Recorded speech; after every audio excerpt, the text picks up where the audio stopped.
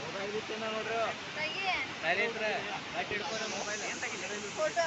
ತಗದಿಲ್ಲ ಅದ್ರೊಳಗ ತೆಗಿಯಲ್ಲ ಯಾಕೆ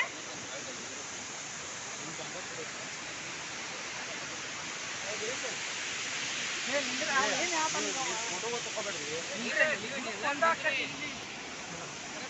video call